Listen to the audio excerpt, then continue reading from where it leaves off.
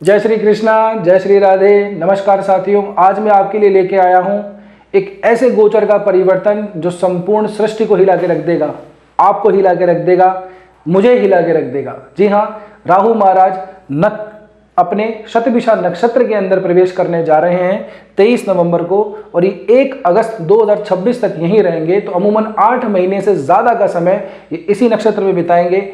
इस नक्षत्र को 100 ऑफ हीलर्स कहा जाता है, 100 ऑफ फिजिशियन कहा जाता है। इसका जो सिंबल है, जिस तरह से आकाश में दिखाई देता है, वो एक एम्प्टी सर्कल के रूप में दिखाई देता है। 100 ऑफ स्टार्स भी इसको कहा जाता है। ये हीलिंग का नक्षत्र है। आपके जख्मों को भरने इस नक्षत्र के अंदर राहु महाराज गोचर करने जा रहे हैं। आप किसी भी क्षेत्र से संबंध रखते हो, चाहे आप एस्ट्रोलॉजी से संबंध रखते हो, आप एआई से संबंध रखते हो, कोई टैक्स से संबंध रखते हो, आप फाइनेंस का काम करते हो, आप ब्याज का काम करते हो, आप फिजिशियन हो, आप एस्ट्रोनॉट्स हो, आप मूवी स्टार्स हो, या आप अपने जीवन में जो भी आप काम करते हैं, यूरिया, फर्टिलाइजर, एनीथिंग, ये सब जगह पे प्रभाव डालने वाला है। दुनिया में बड़े परिवर्तन होने वाले हैं।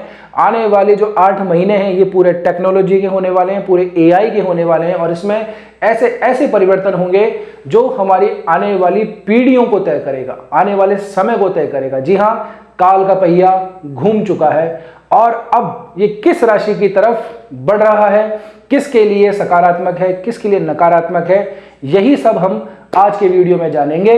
वीडियो को आखिर तक आप लोगों को जरूर देखना है, क्योंकि सबसे आखिर में मैं आपको बताऊंगा कि कैसे आप हमारे द्वारा आपकी कुंडली का फ्री एनालिसिस करवा सकते हैं।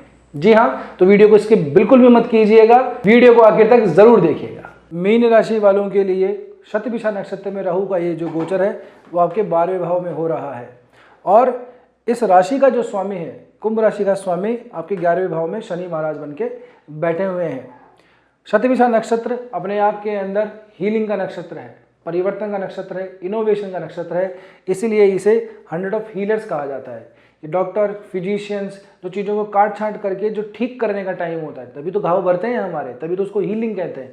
इसलिए इसे 100 ऑफ फिजिशियन नक्षत्र भी कहा जाता है। आप लोगों के लिए अपनी पुरानी गलतियाँ, पुरानी समस्याएं, पुरानी तकलीफ़ें, पुराने घाव, उन सब को भरने का ये गोचर है, भरने का ये समय है। आप लोगों के लिए ये नक्षत्र का गोचर 12वें भाव में हो रहा है। तो आप लोग अगर कोई ट्रैवल एजेंसी से संबंधित काम करते हैं, अगर आप कोई माइग्रेशन, इमिग्रेशन से संबंधित काम करते हैं, आप लोगों का एक्सपोर्ट इंपोर्ट का कोई काम है, टूरिस्ट एजेंसी में अगर आप कोई काम करते हैं, या इवन आप खुद ट्रैवल भी करना चाह रहे हैं, कोई ट्रैवल ब्लॉगर हैं, आप नई नई चीज़ों को एक्सप्लोर करते हैं, तो ये गोचर आप लोगों के लिए बहुत ज़्यादा बेनिफिशियरी होने वाला है। क्योंकि इसका जो डिपॉजिटर है, यानी कि इस भाव का जो स्वामी है, इस राशि का जो स्वामी है, वो शनि आपके लाभ भाव के अंदर बैठा हुआ है। जल तत्व की ये राशि है। वायु तत्व इस जो गोचर है, इसके देवता जो है वरुण देव बनते हैं। तो वायु तत्व से हम देख करके इसको समझने का प्रयास करते हैं। वरुण देवता जो है वो वर्षा के देवता हैं, और ये चर गोचर है, मूवेबल है, यानी कि ये परिवर्तन करता रहता है, इनोवेशन करता रहता है। और आप देखेंगे अभी का जो वैसे भी समय एआई का चल रहा है, एआई का जो ज़माना है, आने वाले 8 महीने से ज़्यादा का जो टाइम है ना, ये इसका भविष्य तय कर देगा ये गोचर। जी हाँ, शतभिषा नक्षत्र में जब भी राहु का समय आता है, तब बड़े बड़े जीवन में, संसार में परिवर्तन लेके आता है। याद कीजिए 2014-15 का जो टाइम था, तब इन जियो वालों ने सिम लॉन्च की थी और फ्री के अंदर डेटा दिया था 1 साल तक, है ना, 1 GB 1.5 GB पर डे का डेटा। और वहीं से क्या है, सोशल मीडिया के अंदर, टेक्नोलॉजी के अंदर, मोबाइल फोन्स के अंदर बहुत ज़बरदस्त क्रांति हुई। रातों रात जो फ़ोन लोग चला रहे थे वो सब आउटडेटेड हो गए। सबको क्या है, 4G फ़ोन चाहिए था। उसके बाद में फिर चीज़ें बदलती चली गई, और धीरे धीरे करते करते सब चीज़ जो है इस सोशल मीडिया ने आपकी कैप्चर कर ली, हमारी कैप्चर कर ली, हमारी जो डेली लाइफ है इससे इन्फ्लुएंस होने लग गई है। तो अब का जो अब समय है, अब ये एआई का समय है। इस 8 महीने के अंदर अंदर इतने परिवर्तन होंगे आपके अंदर, आपके आसपास के 360 डिग्रीज हमें बदल जाएगा। 5 साल बाद के अंदर जब आप चीज़ों को देखेंगे तो आपको लगेगा यार बहुत पीछे थे अपन लोग, तो है ना, कहाँ इन चीज़ों का अपन कैसे इस तरह से इस्तेमाल करते थे और आज चीज़ें कहाँ से कहाँ हो गई हैं। तो आप लोगों को अपने काम के अंदर इनोवेशन का, टेक्नोलॉजी का जो है समावेश करके रखना है, और इस परिवर्तन से बिल्कुल भी डरना नहीं है। अपने आप को अपग्रेड जो कर पाएगा वही इस नक्षत्र का लाभ ले पाएगा, इस गोचर का लाभ ले पाएगा। जो अपने आप को पुराने समय से, इन चीज़ों से जो बिल्कुल भी फ्रेंडली नहीं है वो बैठा हुआ रह जाएगा, तो वो इस काल के गाल में आराम से समा जाएगा, उसका पता ही नहीं लगेगा। याद रखिएगा मेरी बात को।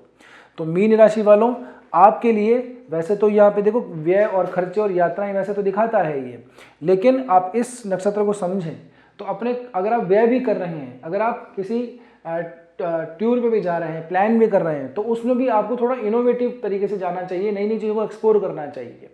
तभी क्या है कि वो जो यात्रा है आपके लिए सफल हो पाएगी।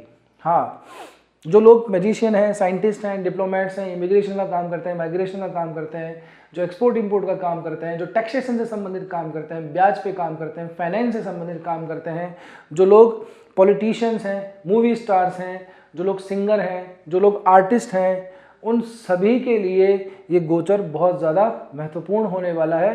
तो आप लोगों को अपने अंदर एक ही चीज़ का ध्यान रखना है कि अपनी स्किल को डेवलप करना है, आने वाले समय के हिसाब से अपने आप को अपग्रेड करना है। इन्हीं 8 महीनों में आप कर पाएंगे तो कर पाएंगे, उसके बाद में समय निकल जाएगा। इसलिए ये गोचर इतना महत्वपूर्ण है और इसलिए ये वीडियो मैं आपके लिए लेके आया हूँ कि अगर आप इस समय को हो रहा है आप ये सोचेंगे हमें क्या मतलब है, तो आपको मतलब नहीं है तो फिर आप बहुत पीछे रह जाएंगे।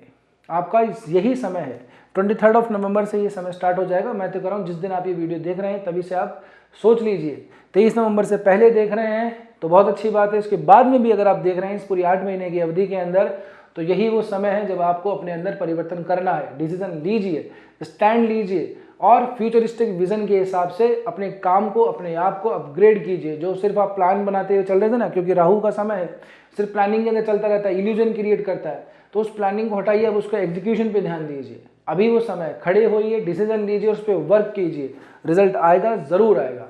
पर आपको अपने आप को पूरी तरह से परिवर्तित करना होगा। अपने काम को समाज से जोड़िए, सोशलाइज कीजिए अपने काम को, जितना हो सकता है लोगों के वेलफेयर के बारे में सोचिए, तभी ये जो नक्षत्र है वो आप लोगों को बेनिफिट देके जाएगा। क्योंकि परिवर्तन सिर्फ एक जने पे नहीं आता, परिवर्तन पूरे समाज पे आता है, परिवर्तन पूरे संसार में आता है। तो उस परिवर्तन को आप कैसे डिराइव कर रहे हैं, कैसे उस परिवर्तन का प्रॉफिट ले पा रहे हैं, कैसे अपने काम को उस चीज़ से जोड़ पा रहे हैं, तभी आप लोग जो है इस शतभिषा नक्षत्र का लाभ ले पाएंगे। अन्यथा तो एक इतिहास का एक स्मारक बन के आप रह जाएंगे। याद रखिएगा मेरी बात को। जिन लोगों को राहु की कोई समस्या झेल रहे हैं, अपनी मेन जो पत्रिका है, आपका जो लग्न चार्ट है, उसके अंदर राहु किसी बुरे भाव में बैठा हुआ है, किसी खराब नक्षत्र में बैठा हुआ है, ग्रुपिंग करके बैठा है, पीड़ित कर रहा है बाकी ग्रहों को, तो और साथ में हाँ आप लोगों की दशा, महादशा, अंतरदशा भी किसी राहु की चल रही है, या इवन प्रत्यंतर दशा भी चल रही है राहु की, तब तो फिर आप लोगों को और ज़्यादा सतर्क हो जाने की ज़रूरत है। इनके जो देवता बनते हैं, जो देवी बनती हैं, तो राहु को शांति करने के लिए माता दुर्गा, काल भैरव की आराधना की जाती है, भगवान शंकर की आराधना की जाती है। तो आप इनकी आराधना कीजिए, इनसे संबंधित मंत्रों का उच्चारण कीजिए।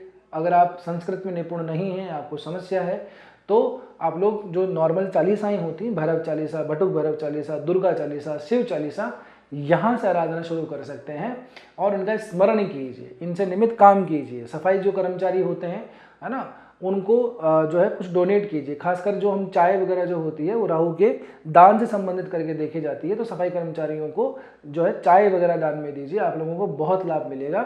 इनका एक रत्न भी आता है जिसको हम गोमेद कहते हैं, वो किसी अच्छे ज्योतिषी से संपर्क करके और आप अभिमंत्रित करवा करके उसको धारण भी कर सकते हैं। बशर्त ये सब कुछ जो चीज़ें हैं आपकी मेन जो लग्न चार्ट है उसको देख करके ही किया जा सकता है। अगर सब कुछ ठीक है आपकी पत्रिका के अंदर, राहु की पोजीशन ठीक है, तो इसका लाभ लीजिए और जुट जाइए आज से ही। जैसे अभी आप जो वीडियो देख रहे हैं, बस इसके बाद में इसी के बारे में प्लान कीजिए और उसे एग्जीक्यूशन पे लग जाइए। आने वाला समय आपका ही होगा। उम्मीद करता हूँ आपको ये वीडियो पसंद आया होगा। वीडियो पसंद आया तो लाइक कीजिए, शेयर कीजिए इस वीडियो को, और अगर अभी तक आपने हमारे चैनल को सब्सक्राइब नहीं किया है तो सब्सक्राइब ज़रूर कर लीजिएगा। इस नक्षत्र के गोचर के बारे में मैंने जो आपको राशि का फल बताया है, जो लग्न का फल बताया है, इसको और अच्छे से समझ सकते हैं आपकी मेन पत्रिका देख करके।